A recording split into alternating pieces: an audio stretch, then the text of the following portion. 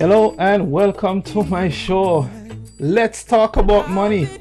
My name is Joel Bennett and this is called One Step. Guys, get your pens, get your paper because if you've been struggling with your finance, this is a perfect opportunity. I have with me a close friend and might I say former nemesis, Mr. Dermine Whitaker, my brother, my former university classmate. I tell you, never would we have thought that the universe would have brought us right back 360 Right. to this present moment. And not just in this present moment, in this country.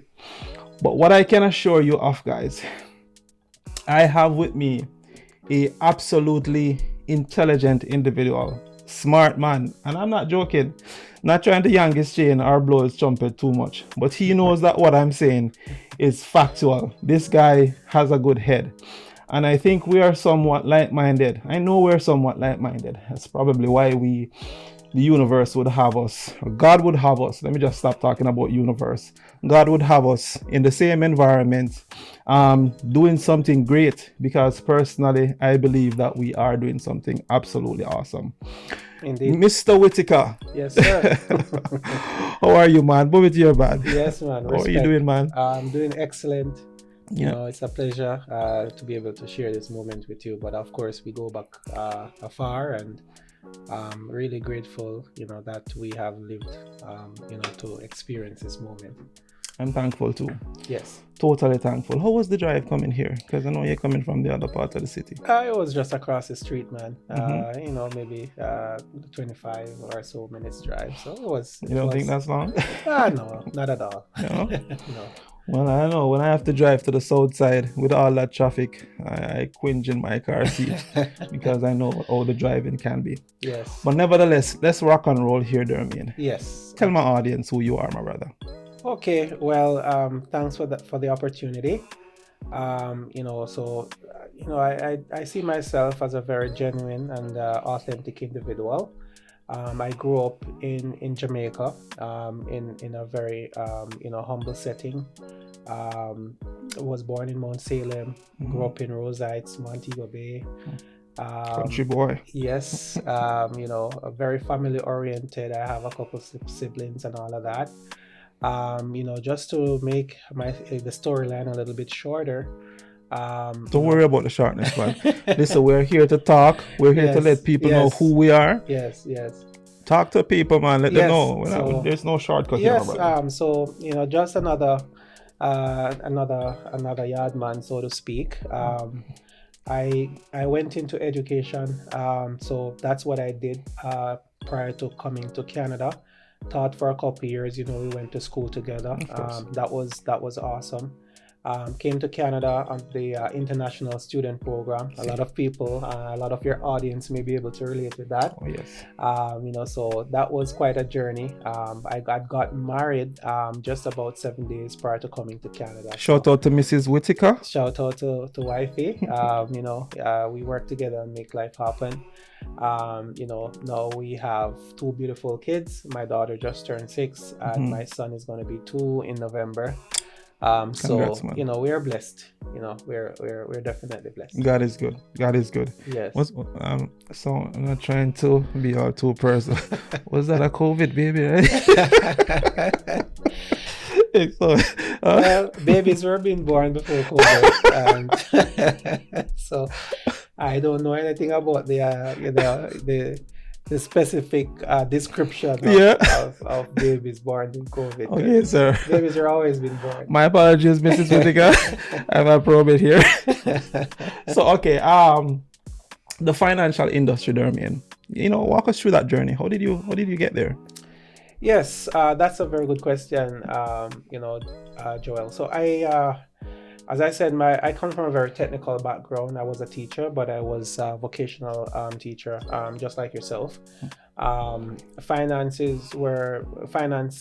industry was never one that really was attractive to me, because I always looked at it as, well, first of all, I needed to have the credentials to get into the industry, and I somehow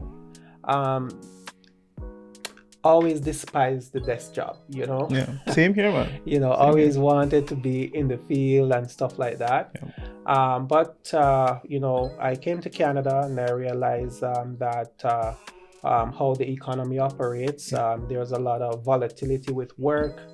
I think COVID taught us that no job is secure. Oh, right? Don't get me started. And so I was working in the telecommunications industry for about 3.5 years. Yeah. And it was 3.5 years of grinding. There was no progression in my income.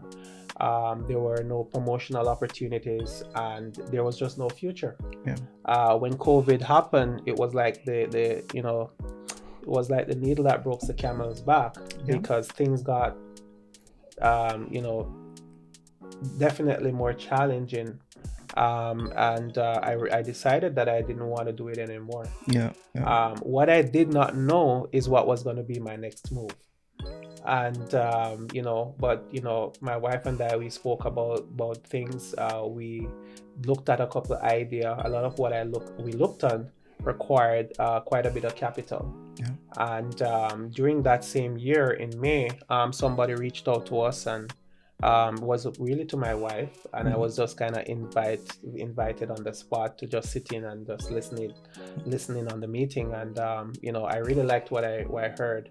And it was all about finances. They're saying, hey, we can teach you about money and finance, but if you're interested, we can also teach you, you guys how to actually, how to build a financial agency, and it sounded great to me. And the cost wasn't, anything significant compared to what I paid as an international student in Canada. And so I jumped on board, and I got started out of my curiosity to learn more about money and finance, because even though I had been to a lot of school, we didn't learn a lot about money. Of course we didn't learn a lot about finances. And so I had a gap in knowledge that I knew I needed to fill, and I needed to fill it early. And again, that was a great opportunity for me to get started. So I jumped on board. I got licensed, and I'm here today. Been in the industry now for a couple of years, so it's been awesome. I mean, is it safe to pivot and ask you what has the experience been like? It's been incredible. It's been a total game changer. First of all, it has really changed our family's finances for the better, because we now had access to better financial products and services, but also fundamentally we had access to the knowledge, so that we could make better informed decisions. We could have compound interest working in our favor instead of against us. Can you explain that, Damian? Compound interest working in your favor? Yeah. So, it's just about, well, I don't know if you've ever heard about Albert Einstein. Most of us have. Yeah. Very, intelligent guy, scientist, world-renowned scientist. Yeah. And so there's this quote that has been attributed to him. And he said that compound interest is the eighth wonder of the world. Yeah. And he said, he who knows it earns it. He who doesn't pays it. Okay. Right? He who knows it earns it. He who doesn't pays it. Right? Okay. So ignorance is not a bliss then. Ignorance is not bliss when it comes on to your finances. Okay. Absolutely not. All right. So here's another question, Damian, because I'm sure that persons are watching, and they're probably thinking about, how do I validate this person if I'm going to use him as a financial advisor? Mm-hmm. Where do they find information to prove your credential as a licensed financial advisor? That's a good question. I don't think I've ever had any client that has had the need to go and seek me out. Maybe the ones that haven't come to you to check. They're thinking that exact same thing. Yeah, I mean, usually if somebody have to look you up, they're probably not going to do business with you. But I work within a tightly, regulated industry. Highly, let me use the word highly Yeah. regulated industry. And so I'm licensed by the Alberta Insurance Council. I do have license in other provinces across Canada as well. That is inclusive of Ontario, British Columbia, and I'm licensed in New Brunswick. So on any of these these regulatory bodies, on Yeah. the website of these regulatory bodies, you can go on there and you can check to see if a financial professional is actually licensed in that province, right? So Okay. they do have, an area that you can go and do a search, right? And I mean, if they go there, put in your name, Yeah. something should come up of you. Yes. Is there anything specific that they would need to do apart from just putting in your name to find out? Just my name. Just your name. Just by searching Dermaine Whitaker, Yeah. right? You go to the Alberta Insurance License, the Alberta Insurance Council's website.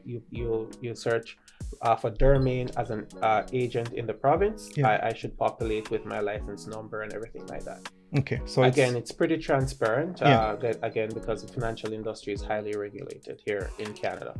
the reason for that, Dermaine, is that believe it or not, individuals do want to vet people that they have interest in, and I know that maybe some don't, but I mean, because we're now in the information era, I guess we have always been in the information era, but people are more savvy now than anything else. That's Everybody true. has a smartphone, locked into the internet. It's a quick, let's find out who this person is. That's true. So we don't want to leave it to chance. I don't want to be as thorough as possible with my listeners, so they know that you're no scammer. You know what I mean? Well, absolutely. As I said, most of the time, I doubt any of my clients has ever have to do that. Yeah. And that is because there are certain parameters in place to really safeguard the industry and ensure that those of us that are working in that space have the credibility and the appropriate credentials. So there are a lot of checks and balances in place, but again, if persons do have the inclination or the need to go check, of course, right, it's there in the public domain. So it's good to know that, my brother. Yes, all right, absolutely. You mentioned clients. Who are your clients? That's a good question as well, right? So one of the things I love about what I do is we ensure that no family is left behind. Yes, I like that phrase. Yeah, no family is left behind. And most of my clients are exactly those people that are typically overlooked by the traditional financial institutions. Are we talking about the banks there, man? We're talking about the banks, and this is not to say that the banks in their entirety is all bad. Yeah. But we all know banks are for-profit organization, and they report to their shareholders. Yeah. And because they are for-profit institutions, they don't spend a lot of resources to cater to the financial needs of the average person who have an average income, right? So that is why they'll focus a lot on high net worth clients. I used to be a technician working, just to give you an example, working across the city, and I never saw a bank like a representative from a major bank at any client's home until I work in the upscale communities. Yeah, you're right. You're right. So what we do here is pretty unorthodox. It's non-traditional. We're ensuring that again, individuals and families have the financial expertise that they need. And they have the support so that they can, one, be educated, but also have the required tools that they need to move their finances forward. We're just going to quickly highlight that you come under the WFG body, right? I'm a proud senior broker with the firm. Yes. Okay, that's good. Yes. Okay, so the other thing that I'm processing here is costs. Yes.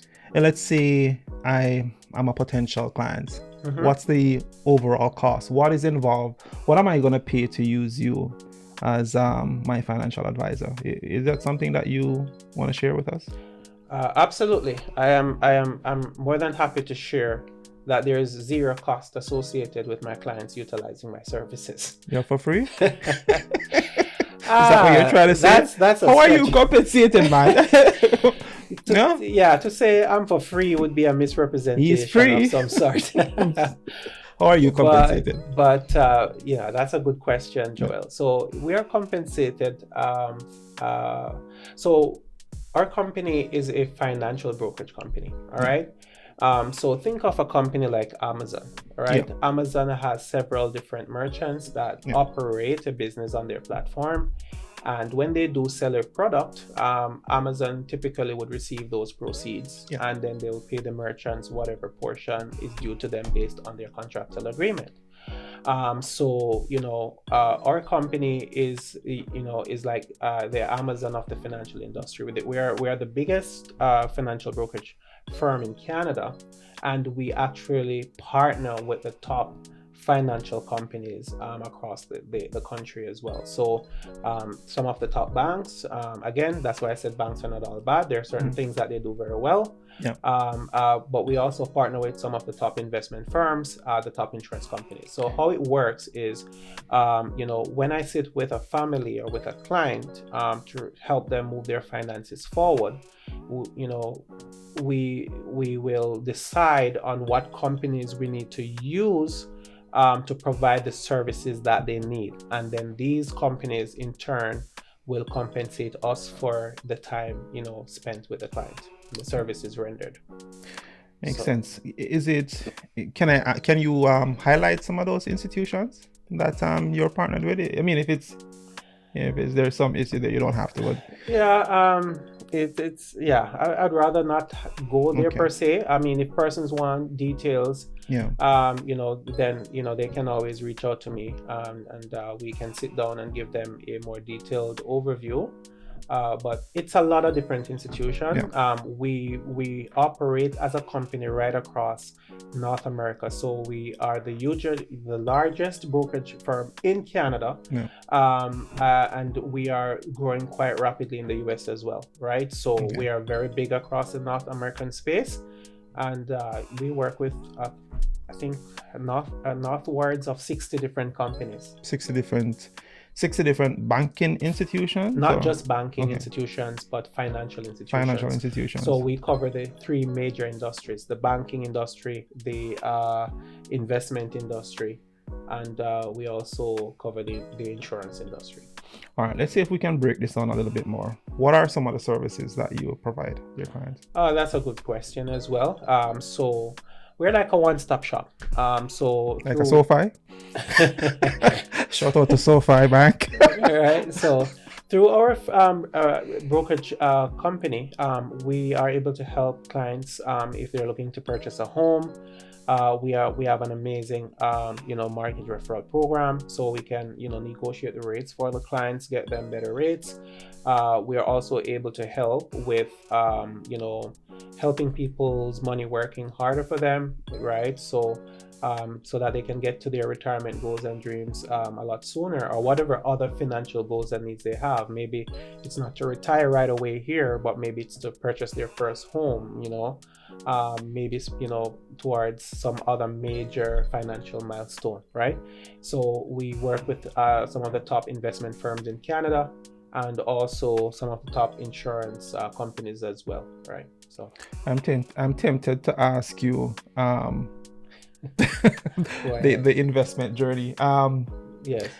If I should ask, let's say I have there's a scenario question coming. Let's say for some reason I'm before some good fortune befall me with let's say $1 million. You could help me, of course, to allocate that $1 million in investing, right? Absolutely. Break down that scenario for me, Dermot. Okay. So $1 million. So there's a process, Yeah. right?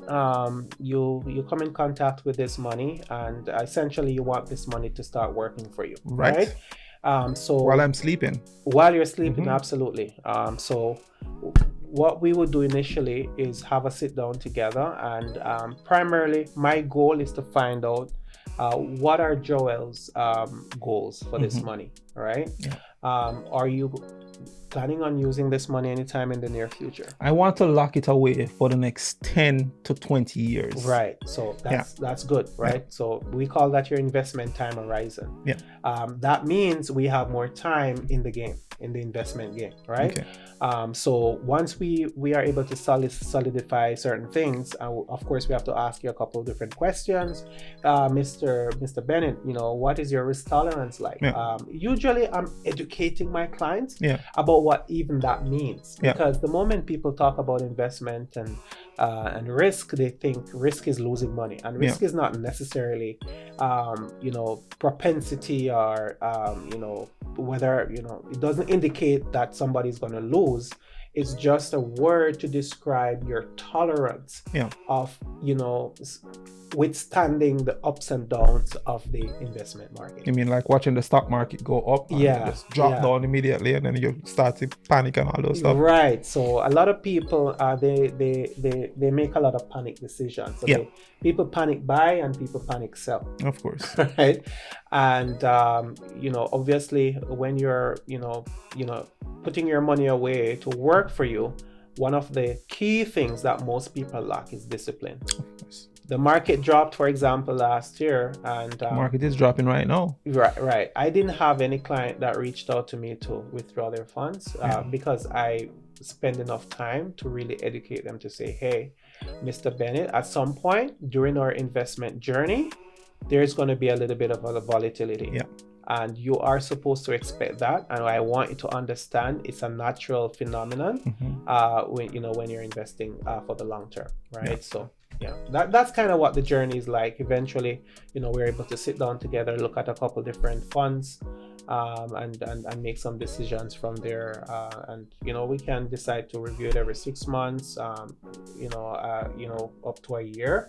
You don't want to do it too often, because again, you need time for those investment proceeds to actually be invested in the market and for the market to do its thing. And I mean, for those that are concerned with someone else handling their money, can I ask what checks and balance are there to ensure that you, the financial advisor, is acting in the best interests of the clients? That's a good question. That's a really, really good question. And it's important that people understand that there are a lot of checks and balances in place to protect the consumers. Okay. All right. So some of the checks and balances that are there are the fact that in order to work in the industry, we have to go through a licensing process. So people need to understand, one can't just get up overnight and decide that they're going to be, a broker or something like that. You need to be licensed in order to have the right credentials to practice. And there are certain things that you need to have on hand as well to protect you, the broker, as well. So there are those checks and balances, as financial professionals, the regulatory bodies do random audits, right? So they may decide to audit files. Some of the partner companies we work with as well will do random reviews of client files. And so there's a lot of checks and balances, again, to protect the consumer. And over the last recent times, things have just gotten even better in those departments. So in terms of more security policies, more checks and balances. More checks and balances. Okay. All right. Let's walk through another scenario here, Darmaine. Okay. I decide that I have some money again, because this is about money. Okay. I have some money. I mean, I'm not super rich, but I have some money. I mean, I have a steady income as well. But I believe that I'm not doing so well when it comes to managing my money. Okay, when I talk about managing, I'm talking about insurance. I'm talking about investing. I want somebody to help me sort out my financial life.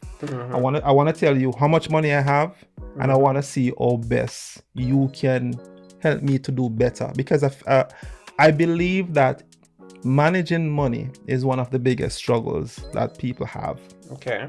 And I mean, I don't even want to get into money being one of the causes of divorce, but it is one of the causes of divorce. That's true. If it's not money, it's that other thing there, and we know what that other thing is. Right. So, I made the phone call. I reach out to you.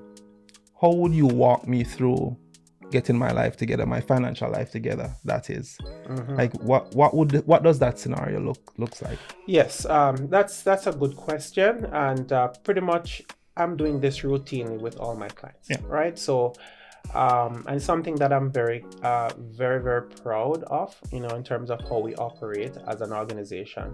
So Jarrell, one of the first things we're doing when we sit down with our clients is that we're doing a proper client needs assessment. Okay. Right? Why do we do that? Think about this. You're not feeling well, and you went to the doctor, and the doctor look at you and write you a prescription.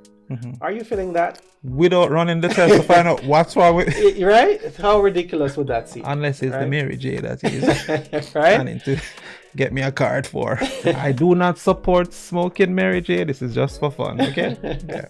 So the same thing is true when it comes on to people's financial wellness. If you're feeling as though, hey, I could do better financially, the question now becomes, okay, in what areas? How could you improve? And fundamentally, my job is to help you answer those questions and hopefully come up with some ideas and some solutions. So we do a proper client needs assessment. That's how I'm able to see exactly, okay, this is where you're at, Joel. And you mentioned that these are some of your financial goals. So again, I'm getting some ideas from you. Hey, what are some of your plans financially? Are you planning to retire in the next 20 years or 30 years? What kind of retirement lifestyle do you have in mind? What are some of your immediate plans for your finances? What are some of those financial goals that you have? So we gather all of that information, sit down and crunch the numbers, and essentially we're able to come back with some recommendations. So again, if it is that you have some money that you want to put away so that your money can work for you, we are having those discussions. Okay, so is this going to be a long-term kind of a project? Okay, perfect. And again, what is your risk tolerance like? Are you able to withstand certain amount of volatility? And I'm letting you know, if you are very risk averse, meaning that you don't want to take risk, then you're not going to benefit much from the market, right? So again, a lot of it is educating the clients, and so that they can be empowered to make the right decisions that is going to be able to help them to move forward with the finances. Okay, so I'm thinking that this process, how long does it last?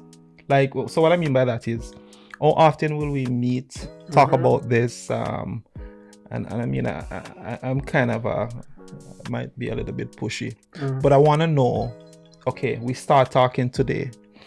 When do we come to a conclusion as to what our game plan is going to be? Like, what does that look like? So that's a good question. We typically don't make any decisions in the first sit down. The first session is really to bring you up to speed with how I operate as a financial professional, what my processes are, doing that, gathering some information from you so that I can go back and do that initial assessment. Okay. When we come back to the second session, that is when now I'm able to put some recommendations on the table. If you're looking to, again, have a investment project, then we can look at, okay, what do you need to know? What are some of the funds that are accessible to you based on your profile, and kind of move things forward from there. You're telling me, Dermy, I'm not going to be paying you for none of this? Absolutely not. All the services we provide to our clients is complimentary, and again, it's something that I really love about what we do. When I used to be a teacher, I never used to have to charge my clients. my students, except they were there for extra lessons. And it's really good to find myself working in this industry where now I'm educating clients about their finances, and they don't have to worry about the burden of cost of paying me for those services. So yes, again, the companies that we work with take care of the cost, and they afford to do so. I did not know that. All right. Because here's a character question. All right. Why should people invest with you? Why should people use you as an advisor? Because just tell people who you are. Yeah, so that's a good question. You already know who I am. I know, but I'm sure they know though. Yeah. So one of the first thing is that I consider myself to be a very upstanding person. I'm very, very, very honest. It's kind of tough to say this about yourself because people may say, "What else would you say?" But I have in the past occupied various positions of leadership and positions of trust. Yeah. And I've always served with integrity. And so, I have a I come to the community with a very high level of credibility. Okay. You can, check the records, it's there. So I'm very proud of that. And, my clients can have the peace of mind that, their main is always going to put their interest first. If you know anything about me, Joel, yeah. I've always been a very selfless individual. I know that. Right? I know that. So I'm all about service to the community, service to my client. And when I sit with a client and I make recommendations and I help them to put a plan in place, one of the things I keep in mind is, would I do this for myself? Yeah, yeah. And if I would never do it for myself, you can guarantee I'll never recommend it or suggest it for anyone else. So, that's how I operate. That's how I've always operated. And so, I have a very high retention rate in my business because, again, my clients know who I am and they know that I'm always looking out for their best interest. Can you share with us, Dermain, like a form of testimonial, like someone that you literally turned their financial life around? Have you had that experience where they literally come back and they say, "Bro, things are a little bit better now"? Yes, you know what? Share what? one of those experiences with us. I'm not sure one. Maybe I could give you a little bit of a mixture. Yeah, do it, man. But I've had numerous feedbacks from my client, and needless to say, I've gotten a ton of positive feedback. Yeah. People are usually not just excited about what we do to better their finances, but more so they're oftentimes more impressed about the experience. Yeah. Because oftentimes people would have worked with the traditional financial institutions, but nobody really stopped to explain anything. Of course. You go in for a credit card and you could walk out without even knowing what the interest rate on that card is because nobody ain't telling you nothing. Because, Dermain, I mean to cut you off here, but you see, what people need to understand is that I know that the idea of business is to make money. Mm-hmm. All right. So you decide to go with a financial institution. You want to know the character of that, not just the institution, but the agent that you are working with. Yes. Because oftentimes and not, they just want to get into your pocket. You have to be real. And but the onus is on you as the individual to know what you're getting, what you're paying for, and also what the long-term benefits are. Yeah. And most oftentimes than not, the banks are not that personal when it comes to looking out for your best interest. That is correct. So in more ways than one, I think it feels like it's more personal, more beneficial when you have a one-to-one, a relationship with an advisor, someone that you know and trust that is going to manage your money well and that is not taking advantage of you, right? Absolutely. I've come across people that shop around for the best price for a particular product, and my recommendation is always shop around for somebody that you can trust. right? I think in any financial relationship, Exactly, trust is the glue that is gonna keep that relationship together. Trust is key, right? And I mean, I don't want to go to. Okay, so I'm getting a bit personal here. I don't want to go to one person, then I'm referring to another person, then I'm referring to another person. Exactly. I want someone to take my hands, gently, of course, Yes. and walk me through what Yes. that financial journey looks like, Yes. and how I'm going to benefit in the long term. Absolutely. Show me what the end of the finish line look like, Absolutely.